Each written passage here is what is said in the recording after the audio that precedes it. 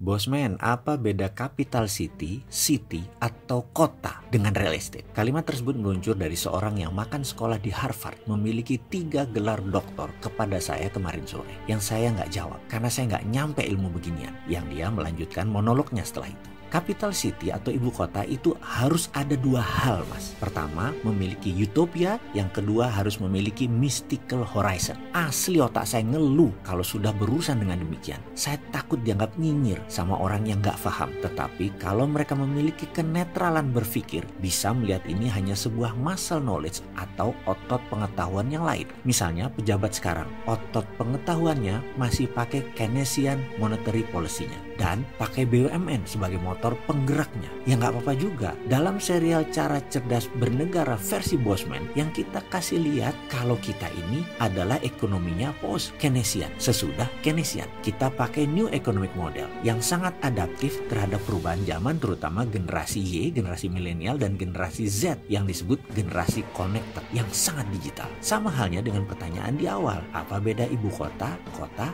dan real estate? Kita tahu pemindahan ibu kota adalah hal biasa di banyak negara. Washington DC, Canberra di Australia, Brasilia City, Seoul, Putrajaya Malaysia, dan banyak lagi. Yang perlu diingat, mereka semua negara kontinental, daratan. Perpindahannya tidak terlalu jauh dan menempati wilayah yang memang memiliki mystical horizon. Apa itu mystical horizon atau pandangan mistik? Kita sederhanakan menjawabnya. Jakarta itu punya sejarah diusirnya Belanda oleh Valetehan dan memberi nama kotanya menjadi Jayakarta, yang kemudian sekarang menjadi Jakarta. Proklamasi kemerdekaan juga di Jakarta. Penyerahan kekuasaan Jepang yang kalah perang juga di Jakarta. Lahirnya Pancasila di Jakarta. Dan terujinya Pancasila Sakti dari ideologi komunis juga di Jakarta. Dan banyak lagi. Itu adalah rangkaian mystical horizon tentang Jakarta. Kalau mau bangun sebuah wilayah, mau jadi ibu kota, maka harus ada mystical horizon-nya. Kalau tidak, hanya membangun kota seperti BSD, seperti Serpong,